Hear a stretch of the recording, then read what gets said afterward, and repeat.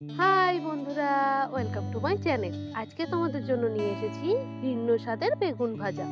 Normal বেগুন ভাজা তো রোজই খাই, তাই আজকে ভাবলাম একটু অন্যরকম ভাবে বেগুন ভাজাটা তোমাদের সাথে শেয়ার করি। তার জন্য মিক্সিং বলে ধনেপাতা, কাঁচা লঙ্কা, রসুন, আদা আর পেঁয়াজ এইগুলো সব দিয়ে তার সাথে দিয়ে দিচ্ছি 2 চামচ কি 3 চামচ মতো দই দিয়ে খুব ভালো করে ব্লেন্ড করে নিচ্ছি। যতক্ষণ ওটা ব্লেন্ড হচ্ছে ততক্ষণ একটা বেগুন নিয়ে নিয়েছি। হ্যাঁ, এই যে বেগুনের দাগটা দেখছো, এটা দেখে কিন্তু পোকা ভেবো না। বেগুনটা কিন্তু খুবই ভালো, আর বেগুনটাকে একটু মোটা করে কেটে নিতে হবে। এই যে একটা পাত্রে জল নিয়ে এই যে এইভাবে মোটা মোটা করে কেটে রাখা বেগুনগুলোকে নিয়ে খুব সুন্দর করে ধুয়ে নিতে হবে।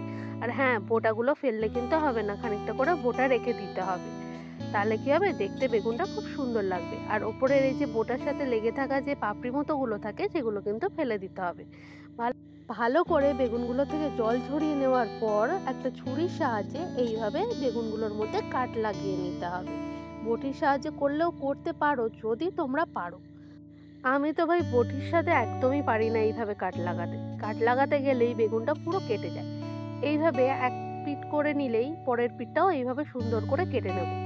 আর হ্যাঁ, যতটা পরিমাণ বেগুনের খোসা নেই ততটা পরিমাণে বেগুনে কিন্তু কাট লাগাতে হবে। আমি টোটাল 2 পিস বেগুন নিয়েছিলাম, তাই 2 পিস বেগুনেই সুন্দর করে এইভাবে কাট লাগিয়ে নিচ্ছি।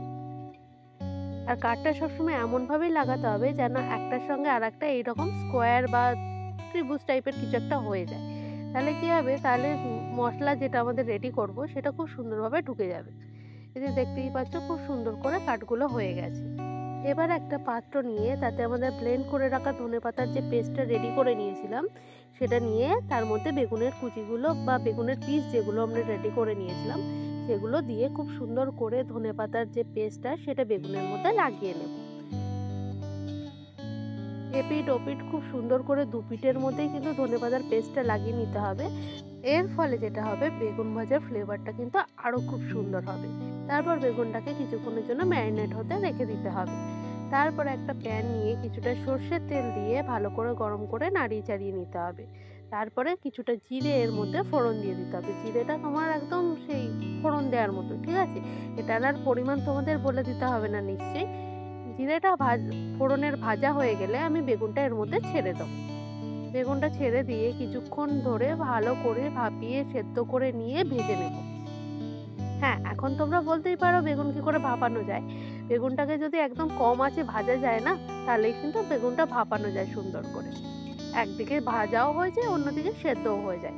এবার বেগুনটাকে একটুখানি সময়ের জন্য চেপে চেপে দিয়ে অন্য পিঠটা পাল্টে নিলেই কিন্তু আমাদের বেগুন ভাজাটা রেডি হয়ে গেছে।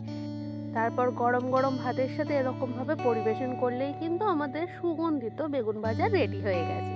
তোমরা কিন্তু বাড়িতে ট্রাই করো। আর কি কি লাগলো সেটাও একবার দেখে নাও।